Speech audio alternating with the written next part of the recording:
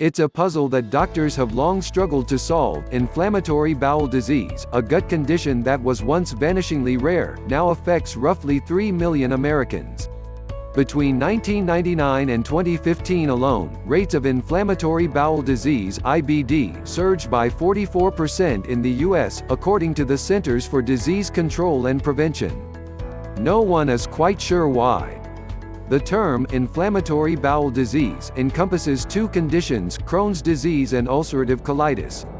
Both are associated with improper and damaging inflammation of the gastrointestinal tract. IBD is a relatively new disease, says Dr. Gilad Kaplan, a gastroenterologist and professor of medicine at the University of Calgary's Cummings School of Medicine. We didn't really begin to see it until the 1800s, and it's almost exclusive to industrialized countries. Kaplan says the causes of America's escalating IBD rates are almost certainly multiple and may include the injudicious use of bacteria-slaying antibiotics, which can disrupt the function of the human GI tract and microbiome. But while the harms of antibiotic overuse are on a lot of people's radars, Kaplan says another, less talked about issue may be contributing to IBD's rise: Americans' paltry fiber intakes. While national nutrition guidelines advise men and women to consume between 22 and 34 grams of fiber a day, the average American only swallows about 15 grams. There are many cohort studies that have shown people who eat less fiber are at high risk for developing Crohn's disease, Kaplan says. One of the most robust of these studies was a 2013 report from researchers at Harvard Medical School that looked at diet and health data collected from roughly 170,000 women over a period of more than 26 years. It found that those women who landed in the top fifth of the population in terms of fiber intakes were 40% less likely to have been diagnosed with Crohn's disease than women who landed in the bottom fifth. The average person is not even remotely aware of the importance of fiber. IBD is complicated, it's not driven by any one factor, Kaplan says. But where all the research is taking us today is toward the microbiome. And fiber is integral to a healthy and properly functioning microbiome, he says. Fiber is not a vitamin or a mineral. It's not an essential nutrient that the human body absorbs and utilizes to shore up the walls of cells or to solidify the strength of nerves. Fiber is a group of carbohydrates, found almost exclusively in plant foods, that resist breakdown in the small intestine. But it's exactly that resistance to breakdown that makes fiber so indispensable to the gut and the trillions of microorganisms that it houses. While low fiber intakes are implicated in IBD, the research on dietary fiber stretches back decades and encompasses the health of the GI tract, the brain, the lungs, and the heart.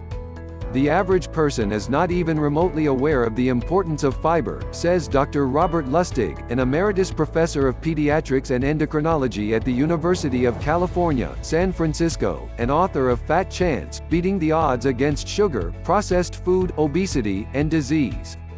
They don't have a clue. Fiber and health, when considered alongside discussions of biohacking, ketogenic diets, and some of today's other complicated-sounding nutritional fads, talk about fiber can seem fusty and antiquated. Your grandmother drinks a fiber supplement to help her poop. Yawn.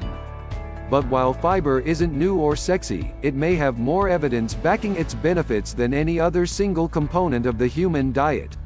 A 2018 review in the Journal of Nutrition compiled decades of evidence linking high-fiber diets, and, in particular, the consumption of insoluble fibers from whole grains, to a reduced risk of type 2 diabetes. Other research efforts have found that eating fiber prevents weight gain and obesity in both kids and adults. While fiber isn't new or sexy, it may have more evidence backing its benefits than any other single component of the human diet. Fiber's benefits aren't confined to the gut. A 2018 research review published in the American Journal of Clinical Nutrition found that adequate fiber intakes were convincingly associated with a reduced risk of heart disease, coronary artery disease, and all-cause mortality. That review also found evidence that fiber may fend off various types of cancer, including cancer of the pancreas and stomach. There's even research that finds fiber supports deep, restorative sleep, though it's unclear why. To understand how fiber could have all these effects, it's important to understand just what fiber is and what it does in the human gut. There are two kinds of fiber, and you need both, Lustig says. One without the other is not nearly as effective. The two kinds of fiber he's referring to are soluble and insoluble. Soluble fibers partially dissolve in water, and many form a gel-like substance during digestion in the small intestine. Insoluble fiber, on the other hand, maintains its fibrous, stringy structure as it passes through the GI tract. When you have both soluble and insoluble fiber, the stringy stuff forms a latticework on the inside of the small intestine and duodenum, and the gel stuff plugs the holes of that latticework, Lustig explains. The resulting barrier acts as a natural governor, limiting the speed with which the small intestine absorbs the sugar molecules it derives from food. This moderating effect prevents the big insulin spikes that occur when too much sugar floods the bloodstream and liver and that are associated with weight gain and metabolic diseases such as type 2 diabetes. But fiber's ability to helpfully slow down sugar absorption is arguably the least of its attributes. When soluble fiber gets down into the lower intestine, the bacteria there can convert it into short-chain fatty acids that are anti-inflammatory, Lustig explains. This conversion produces short-chain fatty acids (SCFAs), which lower inflammation not only in the GI tract but also in the lungs, the brain, and elsewhere. Research has linked the consumption of fiber and the resulting uptick in SCFAs to reduced lung inflammation and a lower risk for airway disease, and also to a reduction in the types of brain inflammation that contribute to age-related cognitive decline. These same short-chain fatty acids also have anti-cancer effects, according to a 2016 study in the journal Pharmacology and Therapeutics. Insoluble fibers, the ones that water can't break down and that maintain their string-like structure throughout digestion, bind to water molecules and also to stray food particles. This binding helps shuttle water and waste through the upper GI tract and into the colon, promoting the formation of bulkier, softer poop.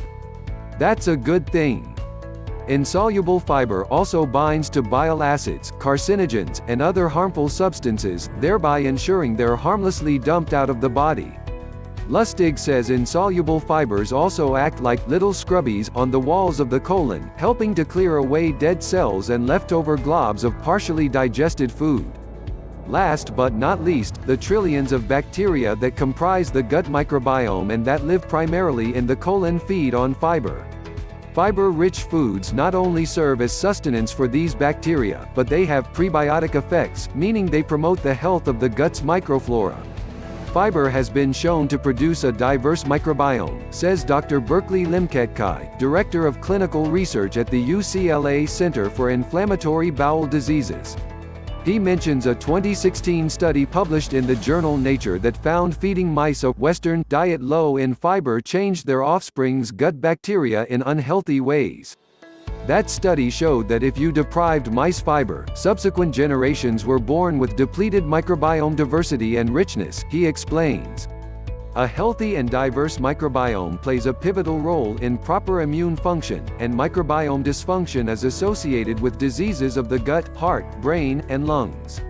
Over and above all of these fiber-specific effects, fiber-rich foods also tend to also be good sources of vitamins, minerals, phytochemicals, and other healthy constituents, says Dr. Walter Willett, a professor of epidemiology and nutrition at the Harvard T.H. Chan School of Public Health. Willett says that whole foods, including some that may surprise people, are the healthiest sources of dietary fiber. How to get more fiber in your diet? Most whole plant foods, fruits, vegetables, whole grains, and legumes are good sources of fiber. Everything that comes out of the ground and is not processed, summarizes Lustig. But legumes in particular are fiber superstars. A cup of peas, beans, lentils, peanuts, and other legumes packs at least twice as much fiber as a like amount of most fruits or vegetables. If the prospect of loading your diet with beans and lentils has you worried about gas, those worries are well-founded. Gas is one of the byproducts of the kind of healthy soluble fiber fermentation that produces beneficial SCFAs. Consider flatulence a sign that you're doing it right. Willett says that whole grain foods are a source of fiber that research has consistently linked with a reduced risk for obesity and disease. But not all whole grains are created equal. It is best to consume them mainly intact, such as brown rice, wheat berries, or steel-cut oats rather than as fine flour, he says. The same is true of fruits and vegetables. Lustig says that any form of processing, juicing, blending, etc., can degrade the fiber in these foods and reduce or eliminate their healthy effects. For this reason, he recommends eating whole fruits and vegetables instead of slurping smoothies. Berries, apples, and pears are all loaded with fiber. When it comes to common vegetables, broccoli, Brussels sprouts, artichokes, pumpkin, and skin on potatoes are fiber standouts. It may be tempting to load your diet with 1 or 2 fiber-rich foods, but Willett says eating a variety is best. He also says the popularity of low-carb diets may be leading American eaters in the wrong direction, nutritionally speaking. The elimination of dietary fiber, due to the very low carbohydrate diets being promoted, is a concern, he says. Fiber may not be new or exciting, but the science to date suggests that few elements of the human diet are as critical to overall health.